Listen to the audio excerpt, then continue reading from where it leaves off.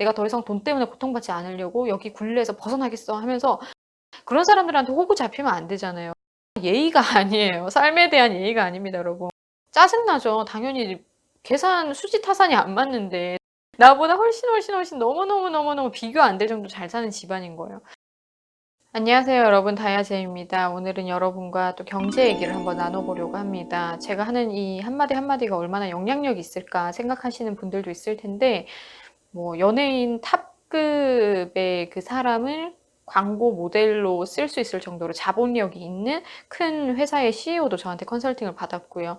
그리고 외국에서 어느 정도 뭔가 입지가 있는 사업을 하시는 분들도 저한테 컨설팅을 많이 받으시고, 그리고 스마트 스토어도 요즘에 굉장히 유행을 하고 있잖아요. 엄청 이슈가 돼서 더 많이 뜨고 있는데, 그쪽으로도 제가 뭐 아는 게 있을까 생각하실 수도 있는데, 그쪽으로도 오시는 분들을 제가 충분히 케어할 수 있을 정도로, 그리고 그런 사람들이 저한테 온다라는 거죠.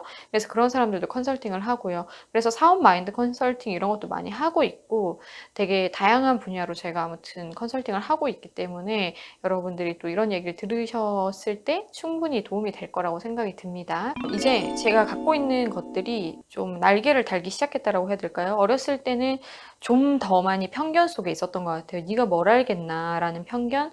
근데 뭐 편견인 부분도 확실히 있지만 어렸을 때는 제가 더 어렸기 때문에 분명히 제가 더 모르는 부분이 있었을 거예요. 하지만 보통 사람들이 생각하는 저의 그런 이미지와 달리 저는 좀 다양한 분야로 해박한 편이기도 하고, 알고자 하는 욕구도 어렸을 때 컸기 때문에 사람들이 이거는 모르겠지 하고 얘기하는 것도 제가 다 설명을 할 수 있을 정도로 핑퐁이 잘 돼요. 그래서 사업가분들이 또 오셔도 굉장히 좀 놀라시는, 자기가 생각했던 거 그 이상의 진짜 정보력이 있는 사람이구나라는 거를 많이 느낀다고 해요. 저를 만날 때마다. 그래서 그게 의외세요? 이렇게 저는 이렇게 여쭤보긴 하는데, 많은 사람들이 아무튼 그렇게 좀 생각을 어렸을 땐 더 많이 했는데, 지금은 제가 이제 나이가 더 들고 이렇게 하니까 훨씬 더 그게 보완이 돼서 좋은 것 같아요. 원래도 어렸을 때는 10대 때는 또 10대들이랑 어울리지 못했고, 20대 때는 20대들이랑 어울리지 못했고, 그랬던 게 있었거든요. 저는 항상 좀 유치하고 애들이 하는 그 뻔한 대화가 너무 재미가 없었어요. 그래서 방황을 좀 많이 했었나 봐요. 또래들이랑 많이 어울리지 못했으니까. 근데 이제 20대가 넘어오면서 사회생활을 하고, 사회생활에서도 이제 미팅이나 이런 것들을 많이 했었는데, 그럴 때도 보면은 되게 너는 실속주의자다. 너무 그런 거 아니냐라는 지적을 받을 정도로 저는 좀 이렇게 쓸데없는 대화가 오간다거나, 우리가 미팅을 해야 되는 그 주제에서 벗어나는 내용이 막 이렇게 오간다거나 이런 걸 너무너무 싫어했어요. 다 시간 낭비라고 생각을 하고, 그 얘기가 굳이 지금 이상하게 필요한가. 그래서 저는 항상 이렇게 회의 시간을 보면 되게 포커페이스로 있어서 제 별명이 약간 포커페이스. 외국에서도 그 얘기를 많이 들었어요. 외국 친구들한테도 넌 어떻게 포커페이스니? 네 마음은 뭔지 궁금하다. 이런 얘기를 굉장히 많이 들었었는데, 그 정도로 좀 실리를 많이 따지는 편이고, 편안한 자리에서의 이런 대화에서도 좀 불필요한 얘기는 되도록이면 안 오갔으면 하는 바람으로 사람을 만나고, 아니면은 불필요한 얘기가 오갈 거라고 딱 예상이 되는 그런 만남 자체는 아예 저는 가지질 않거든요. 그래서 뭐 저도 연주 활동을 오랫동안 했으니까 연주 끝나고 나서 뒤풀이 할 때 식사하고 뭐 이렇게 먹는 자리니까 그런 시간 정도는 그냥 먹는 걸로 채우는 거고요. 진짜 그때는 기진맥진하니까 무대에서 다 토해내고 에너지를 다 쓰고 내려온 상태이기 때문에. 그리고 뭐 음악 감독으로 활동을 하면서도 배우들이랑 이제 마치고 뒤풀이 하는 정도는 그냥 진짜 수고했다라고 인사하는 자리이기 때문에 그런 자리는 괜찮아요. 하지만 정말 불필요한 얘기가 막 오가는 그런, 굳이 가져야 되는 미팅 자리인가 만남 자리인가 이렇게 생각이 되는 자리들은 어렸을 때부터도 굉장히 싫어했고, 피할 수 있는 것들은 웬만하면 다 피해왔던 것 같아요. 이제 제가 한 살 한 살 먹어가면서 다 요때쯤 되니까 주위 사람들도 이제 바뀌더라고요. 그래서 요즘에는 옛날에 알고 지냈던 친구들을 만나도 대화가 꽤나 돼요. 그 친구들도 애기들이 있는 경우가 대부분이거든요. 다 일찍 결혼을 하고 애들이 막 두세 명 있는 애들도 있고 그래요. 그 친구들도 애기 키우면서 성숙해진 것과 필요한 것과 불필요한 것들을 좀 구분짓기 시작했고, 자기 배우자가 그렇게 사회에서 얼마만큼 힘들게 일을 해서 돈을 벌어오는데 이 돈이 합리적인가 안 합리적인가부터 신경 쓰기 시작했고, 부모님을 보면서 돈 걱정을 하고 돈 생각을 하는 것과 실질적으로 자기와 같이 사는 사람이 돈을 벌고 그걸 같이 관리하면서 드는 생각은 굉장히 달라요. 그리고 사회생활 하는 친구들은 역시나 자기가 사회에 나와 보니까 너무너무 힘들잖아요. 그래서 돈에 대한 감각도 엄청 머리가 팽팽팽 돌고 걱정도 많으면서 또 생각도 많아지는 그런 단계예요. 그래서 만나면은 좀 더 이제 실질적인 대화가 오가고 좀 더 서로에게 도움이 되는 대화가 많이 오가더라고요. 근데 아직도 아무튼 만나면은 제가 뭐 다 퍼주는 거의 재무 상담식의 그런 만남이 많긴 한데 이 남편은 이런 직업군에서 이런 연봉을 받는구나 이러면서 이런 정보도 어떻게 보면 사실적으로 듣는 거니까. 그래서 그런 것들도 저한테는 데이터나 정보가 되기도 하고 그렇게 친구들도 바뀌었고 제가 요즘에 만나는 사람들은 훨씬 더 사회적인 지위가 높은 사람들이 대부분이기 때문에 그런 분들과 만나는 거는 아무래도 뭐 하나라도 들었을 때 흥미가 있는 내용들이 있습니다. 그래서 저는 요즘에 더 사람들 만나는 게 편안해졌다라는 생각이 많이 들어요. 그래서 제가 사람들과 만나면서 그리고 제가 실질적으로 사회생활을 하면서 이때까지 많은 경험을 토대로 여러분들에게 드릴 수 있는 소스를 제공을 해보려고 합니다. 실질적으로 이제 거주 문제에 부딪히게 되면은 돈에 대한 감각이 훨씬 더 크게 빠르게 성장을 해요. 기준금 500에 뭐 얼마짜리부터 이제 시작을 하면서 참 내가 정말 편하고 안전한 데 살기 위해서 얼마만큼의 큰돈이 필요한가를 계산하고 계획과 실현을 하기까지 참 많은 고민과 현실 속에 다양한 그런 문제들이 있었던 것 같아요. 최근에 만났던 또 지인도 계속 이렇게 집주인이랑 싸우게 되고 전세살이 하면서 겪는 거, 뭐 또 부동산을 해봤을 때 이런 거에서 또 착오가 생기고 뭐 여러 가지의 문제 얘기를 들으니까 주거 문제에 직접적으로 묶여있는 이런 나이대들이 이 경제에 대해서, 돈에 대해서 더 많이 고민하는 것 같아요. 일단 항상 좀 돈에 쪼달리고 그리고 돈을 어떻게 써야 될지 어떻게 벌어야 될지 이 개념부터가 뭔가 정리가 뚜렷하게 안 되어 있고 확신이 보다 더 떨어져 있는 사람들을 보면은 돈에 대한 본질을 모르는 사람들이 많아요. 그걸 쉽게 얘기하면은 너무 긍정적인 성격 그리고 돈에 대한 부정적인 인식 이렇게 정리할 수 있을 것 같은데 나는 이 정도면 좀 충분해. 이렇게 사는 것도 나쁘지 않다라고 생각해. 엄청나게 화려하게 살지 못하더라도 이 정도면 난 만족해. 하시는 분들. 이런 분들이 이제 나중에 큰 돈 문제가 생긴다거나 뭐 주거 문제에 또 맞닥뜨리게 된다거나 그렇게 되면서 트라우마가 생겨버린다거나 이러면은 그때 돼서는 진짜 감당이 안 되고 그렇기 때문에 이것도 위험한 생각일 수도 있는 거죠.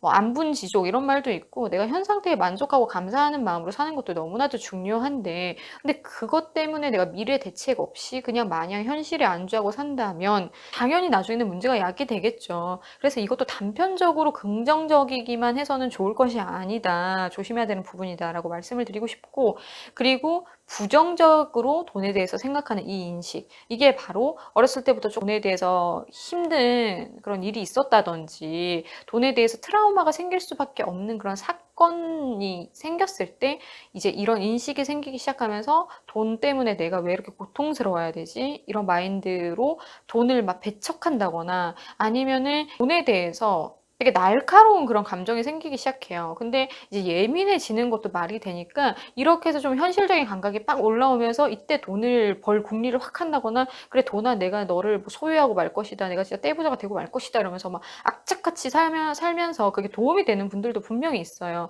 하지만 이렇게 되면은 되려 안 좋은 방향으로 흘러가는 경우가 많더라고요. 그렇기 때문에 이것도 그렇게 좋진 않다고 봐요. 극단적인 케이스라고도 볼 수 있어요. 시동을 걸어주는 건 좋아요. 내가 더 이상 돈 때문에 고통받지 않으려고 여기 굴레에서 벗어나겠어 하면서 막 진짜 결심하고 악착같이 뭔가를 하고 이런 거는 좋은데 거기서 진짜 잘 돼서 그 지점에서 좋은 방향으로 다시 이렇게 회전이 돼야 되는데 다시 그렇게 되지 못하고 계속해서 아무것도 배는 거 없이 사는 사람들이 있어요. 분명히 저 사람 성격이 좋았는데 돈 하다가 성격이 완전 바뀐 케이스도 있고요. 그러다가 인생 안 좋게 흘러가서 뭐 범죄까지 가는 경우가 있고요. 너무 돈 하다 보면은 말도 안 되게 진짜 마약도 손대고 진짜 장난 아니에요. 뉴스에서도 많이 보잖아요, 요즘에. 그래서 그런 것들까지도 너무 돈 하다가 간 것도 있고 근데 마음의 본질에서 그 나쁜 마음이 있었기 때문이에요. 그 사람 자체가 나쁜 사람이었기 때문에 돈이랑 붙었을 때 그게 나쁘게 쓰인 거잖아요.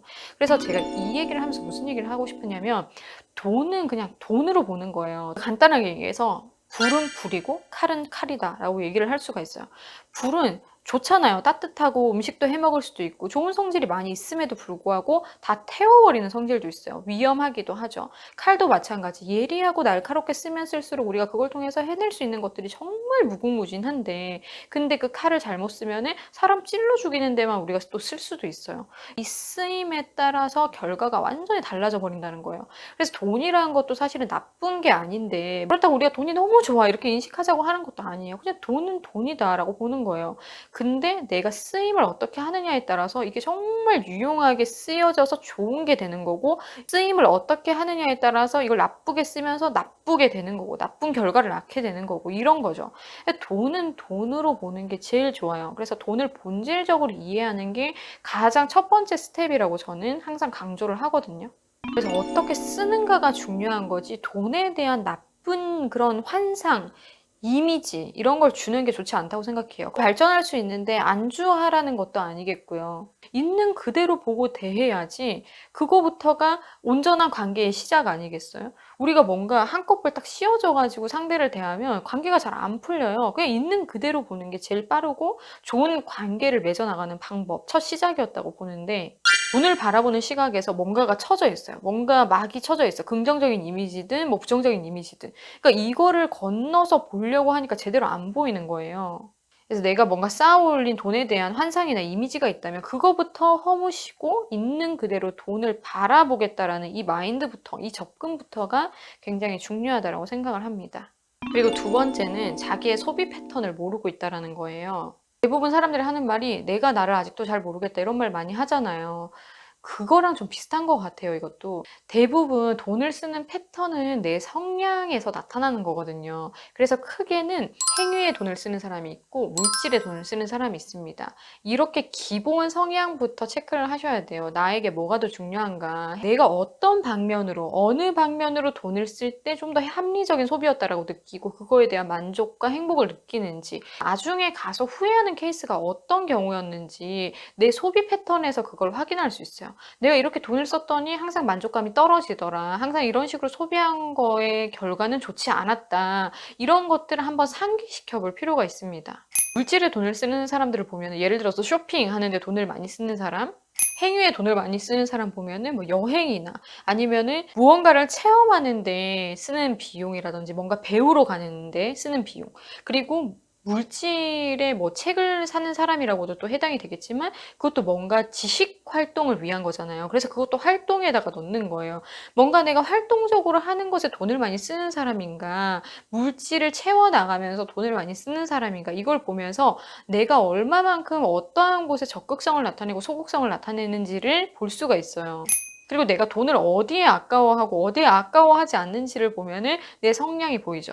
이런 식으로 내 소비 패턴을 먼저 확인을 하면서 내 성향이 파악이 돼야지, 내 성향을 파악한 데서 또한 소비 패턴을 컨트롤할 수 있다는 뜻이에요. 그래서 먼저는 내가 어떠한 성향을 가지고 있나를 더 세밀하게 보기 위해서, 객관화한 데이터로 보기 위해서 가계부를 보는 겁니다. 그래서 가계부를 쓰지 않는 것도 해당이 되겠습니다. 세 번째죠. 내가 진짜 억만장자도 아닌데, 억만장자도 하물며 가계부를 써야 될 의무가 있습니다. 근데 내가 억만장자가 아닌데 가계부를 쓰지 않는다? 그것은 진짜 예의가 아니에요. 삶에 대한 예의가 아닙니다, 여러분. 가계부는 꼭 쓰셔야 되는 거예요. 그래서 가계부를 쓰지 않고, 한마디로 내 돈이 어디로 얼마만큼 어떤 식으로 나가고 있는지가 전혀 파악이 안 되는데 내 성향이 파악이 되겠냐고요, 여러분들. 내가 뭘 하면서 사는 사람인지가 어디 나오겠어요. 가계부에 나오지. 성인이 돼서는 무조건 가계부를 보면은 자기 삶이 다 보입니다. 그래서 뭐 유흥에다가 돈을 많이 쓰는지, 내가 이렇게 펑펑 놀고 있구나, 친구들 만나는데 많이 쓰고, 뭐 친구 선물 사는데 돈을 이렇게 많이 써요. 아, 내가 지금 굉장히 타인에게 많이 신경을 쓰고 있구나. 나보다는 남한테 모든 것이 많이 가 있구나. 가계부를 보면 여러분 다 나옵니다. 우리가 가치를 매기는 기준에서 또 돈을 얘기를 할 수가 있잖아요. 그래서 내가 과감하게 친구들이랑 술자리에서 돈을 쓰는 것에 반복되는 이런 소비 패턴이 나온다면 그거는 분명히 내 삶보다는 친구들과의 삶에 좀 더 집중되어 있다라고도 볼 수 있겠고, 나중에 가서 이거는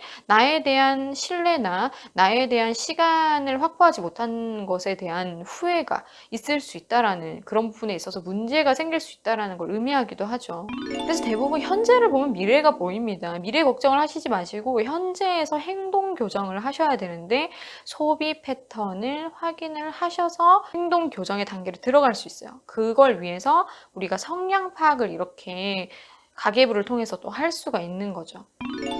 그리고 더치페이를 하지 않으려는 습관이 있습니다. 이것도 역시나 두 가지 성격에서 나온다라고도 볼 수 있겠어요. 소극적이어서 우물쭈물하다가 오늘은 네가 좀 내 이러면은 알았어 하는데 제가 냈던 것보다 내가 내는 금액이 더 크고 이게 반복되고 이러면은 마음에 찌뿌둥하게 쌓이는 억울한 감정, 짜증나죠. 당연히 계산 수지 타산이 안 맞는데 더치페이를 통해서 내가 더 큰 손해를 보고 있을 가능성이 높습니다. 이것 또한 계산을 당연히 가계부를 써야지 확인이 되겠죠. 그래서 이런 식으로 더치페이 앞에서 우물쭈물 단호하게 얘기하지 못하는 거, 더치페이 하자, 편하게 각자 내자 이런 말을 하지 못하는 거, 이런 것들도 우리가 눈여겨봐야 되는 부분이에요. 그리고 두 번째는 내가 그냥 쓰는 거예요. 내가 편안하게 내가 내고 싶으니까 내는 거죠. 오늘은 내가 살게 이러면서. 근데 이거에 대한 재밌는 얘기도 조금 이따 해드릴 텐데 아무튼 더치페이라고 얘기를 했을 때 저는 이제 외국 생활을 해봤으니까 그 외국에 있었을 때 경험을 한번 빗대서 얘기를 해드리자면 보다 더 더치페이 하기 편한 나라는 외국이 맞아요. 왜냐면 아마 장려유서 문화가 훨씬 더 없기 때문에 외국에서는 굳이 나이가 많다고 챙겨주려고 하지 않아요. 서양 국가 사람들이 독립적이다라고 얘기를 하는 게 어렸을 때부터 그렇기 때문에 자기가 하는 일에 대한 책임이나 이런 것들을 다 져야만 하는 거죠. 자기가 대우를 해주지 않는데 어른들이 자기한테 뭔가 도움을 주겠어요? 그러지 않잖아요. 그러니까 쌤쌤인 거예요. 그래서 다 같이 이렇게 모임이나 이런 데 사회생활 하면서 가봐도 오늘은 뭐 대표가 쏘겠지, 뭐 우리 같은 뭐 부장님이 오늘은 쏘겠지, 뭐 이런 약간 은연의 기대 심리가 있는 것 같아요. 한국 사람들 같은 경우는. 근데 전혀 그런 게 없고 진짜 한 개체들로 온전하게 존재를 하려고 하는 그 의지가 굉장히 강해 보여요. 물론 좋아서 접대를 하고 좋아서 더 베푸는 거는 괜찮아요. 하지만 제 주위에서 여러 들어본 얘기들 중에 재밌는 또 얘기들이 있는데 이런 경우가 여러분들한테도 혹시 해당이 되는 건 아닐까요? 제가 아는 분 중에 압구정에 사업을 시작하신 분이 있는데 이제 사업 초기 단계라서 돈이 안 벌려요. 지금 막 시작했기 때문에. 근데 이제 그 사람이 자기 지인을 만나서 식사를 하는데 항상 그 지인을 보면 좀 안쓰러웠대요. 맨날 후줄근하게 추리닝만 입고 다니고 근데 그날에도 역시나 또 그런 차림새로 나타나고 페인처럼 좀 보이는 그런 사람이었어요. 그리고 그 사람은 실제로 좀 음악을 하는 사람이었고 역시 예술하는 사람들은 경제적인 활동이 좀 힘들지 이렇게 인식을 갖고 그날에도 제가 살게요 이렇게 얘기를 했대요. 근데 내가 살게요 이러면서 그런 반응을 보여서 좀 둘이서 실랑이를 했대요. 압구정에 창업을 하신 분이 돈 벌기도 힘드실 텐데 그냥 제가 낼게요 했는데 저 한 달에 순이익 800 벌어요. 이렇게 편하게 그렇게 얘기를 했다라는 거예요. 이런 것처럼 자기는 지금 당장에 한 달에 그 월세도 낼까 말까 한 입장일 텐데 그 사람은 순이익에 800만 원을 매달 올리고 있으니까 훨씬 더 나은 입장 아니겠어요? 이런 식으로 우리가 보이는 대로 판단하고 이 사람은 항상 좀 힘들었으니까 이런 전제로 우리가 베푸는 것들 더치페이를 하지 않고서 항상 내가 계산을 하려고 하는 이런 것들이 안 맞는 경우가 있다라는 거예요. 한마디로 우리가 그 사람의 배경을 온전히 모르기 때문에 우리가 더 베푸려고 하는 입장이 굉장히 이상한 상황이 될 수도 있어요. 굳이 그게 필요한 행동이 아닌데 내가 그걸 선이라고 생각하고 선이라고 베푸는 것은 좀 지나고 보면 우스운 행동일 수도 있고 그 순간에도 우스운 행동이라 볼 수 있는 거죠. 그리고 예를 들어서 자기 남편이 한 달에 한 5, 600 버는 줄 알았어요. 그래서 만약에 저랑 만났어요. 그래서 10만 원짜리 코스 요리 같은 거를 먹었어요. 그러면 한 20만 원 나오죠. 둘이 먹었으니까. 그래서 그거를 그 사람이 뭐 괜찮아요. 제가 낼게요. 이러면서 내려고 하는데 알고 보니까 남편이 월급이 한 달에 200이나 250 이 정도 언저리인 거예요. 그러면은 그게 합리적인 소비인가요? 저한테 그거를 내주려고 하는 게 맞는 행동인가요? 밑에 애들도 두세 명이 있다면? 안 맞죠. 이런 것처럼 자기가 남편 월급도 제대로 모르고 있는 경우도 있습니다. 이거 사실이에요, 여러분. 이거 실제 얘기인데 이런 경우도 있는데 하물며 타인의 배경을 우리가 얼마만큼 뚜렷하게 알고 있겠냐고요. 정말 하고 싶어서 내 처지랑 상관없이 하고 싶어서 하는 거는 우러나와서 하는 거니까 절대 뭐라고 하지 않아요. 하지만 이렇게 무분별한 데서 오는 선이라고 하는 착각에서 일어나는 더치페이를 이해를 하지 않고 내가 카드를 긁는 행동, 이런 것들은 다 뭔가 안 맞아요. 저도 옛날에 어렸을 때 못 몰랐을 때 20대 중반에 사업을 하면서 어느 정도 일이 잘 돼 가지고 저는 좀 이렇게 그래도 옷도 막 갖춰 입고 다니고 그러는데 만나는 친구들을 보면은 다 불쌍해 보이는 거예요. 막 후줄근하게 해 다니고 막 얼굴에 선크림도 떡져 있고 옷도 막 목이 다 늘어난 티를 입고 다니고 이러니까 '돈이 없겠지.' 하고 제가 막 어렸을 때 막 사준 친구들이 굉장히 많거든요. 저금하고 이래야 되는 땐데도 그런 식으로 좀 케어를 한다고 하면서 해 줬는데 지나고 보니까 그게 제일 좀 후회되는 행동이기도 했어요. 굳이 내가 그렇게까지 해줄 필요가 있었을까? 그러니까 알고 보니까 그 친구들이 집안이 진짜 너무너무너무 잘 사는 집안인 거예요. 나보다 훨씬 너무너무너무너무 비교 안 될 정도로 잘 사는 집안인 거예요. 이런 것처럼 그래서 주위에 후줄근하게 해 있어서 "아 오늘도 컵라면 먹어요." 이렇게 얘기를 하는데 사주고 싶은 마음이 생기고 사주고 이랬는데 알고 보니까 지가 좋아서 컵라면을 먹고 있는 거예요. 자기가 좋아서 먹는 거예요. 그리고 쪼달린다라고 말을 해도 알고 보니까 저 친구는 적금 통장이 20개 30개인 거예요. 그렇게 적금을 하고 저금을 미친 듯이 하면서 돈을 이렇게 모으고 있기 때문에 지금 당장 쪼들리는 삶을 자기가 선택하면서 그렇게 산 거예요. 근데 그 쪼들리는 삶만 보고서 '아 얘가 되게 불쌍하게 사는구나.' 이렇게 생각만 해도 안 될 문제라는 거죠. 그래서 우리가 한마디로 눈으로 보고서 판단할 수 있는 것은 아무것도 없습니다. 그래서 뭔가를 먹으러 가든 뭔가 같은 뭐 활동을 가든지 간에 "내가 살게." 이런 말이 저 상대방한테 굳이 필요 없는 말일 수도 있다라는 거죠. 근데 굳이 내가 내 통장을 털어가면서 그렇게 할 필요가 있느냐라는 겁니다. 그래서 더치페이를 정말 정확하게 하지 못하는 습관이 있으신 분들은 이런 얘기들을 통해서 여러분들 머릿속에 진짜 '아 그래. 이런 경우 있구나. 내가 너무 그냥 겉만 보고 아니면 내가 친하다고 해서 얘도 나한테 사니까 수지타산 계산도 안 해 보고 '그래 네가 사. 내가 사.' 알고 보면 저 상대는 계산을 다 하고 있는 거예요. 좀 더 비싼 거를 먹었을 때 상대방한테 돈을 내게 한다든지 이런 또 계산적인 사람들이 있습니다. 근데 우리가 그런 사람들한테 호구 잡히면 안 되잖아요. 계획적으로 나한테 그렇게 하는 사람인데 나는 진짜 친하다고 생각하고 '이 정도는 내가 충분히 할 수 있지.'라고 하면서 그 사람한테 하는 건데 그 사람은 모든 계산을 머릿속에서 내리고 나한테 그렇게 하고 있다라고 생각을 해 봐요. 얼마나 불쾌합니까? 이런 경우도 있을 수 있기 때문에 우리가 더치페이라는 거 앞에서 조금 더 성숙한 자세로 나아갈 필요가 있다라는 겁니다. 제가 정말 어렸을 때부터 한 장면 기억에 남는 것들이 많고 그것들을 하나도 쉽게 넘긴 적이 없어요. 변호사분의 자제분이 저한테 레슨을 받은 적이 있었거든요. 그 친구의 엄마가 그 친구를 항상 픽업을 해 줬어요. 근데 보면은 그냥 추리닝을 입은 게 아니라 그냥 몸빼예요. 머리도 다 헝클어져 있고 염색도 안 하시는지 흰머리도 막 듬성듬성 좀 지저분하게 나 있는 상태로 그냥 계시고 화장기도 없으시고 그리고 차도 제일 썩은 거 정말 후줄근한 차를 타고 다니셨단 말이에요. 누가 그분을 변호사 아내분으로 알겠냐고요. 그리고 막 인사도 잘하시고 정말 막 정성스럽게 저를 응대하시는 모습을 보고서 감명도 받았지만 한편으로 바깥에서 이분만 만난다면 운전하다가 만나면 막 "아줌마." 이러면서 막 욕도 할 것이고 다른 사람들은 뭐 변호사 소송 들어올 줄 어떻게 알고요. 번호표 찍어 두고 이러실 수도 있잖아요. 우린 정말 몰라요. 근데 그 어머니께서 항상 호텔에서 점심 식사를 하신답니다. 그리고 그분의 자식 같은 경우는 한 달에 용돈이 거의 한 200만 원, 300만 원 됩니다, 여러분. 이제 수업을 하니까 이리저리 얘기하다가 그런 얘기까지 나왔는데 이렇게 현실을 알고 보면은 정말 눈으로 보이는 것을 우리가 판단할 수 있는 게 아무것도 없다라는 그거에 대해서 이렇게 납득을 하게 됩니다. 그래서 우리는 너무 내 기준에서 모든 것을 바라보고서 판단하고서 호의를 베푼다고 호의를 베풀고 그런 데서 보람마저 느끼고 이러면 안 된다라는 거죠. 그래서 이런 식으로 정리가 다 필요해요.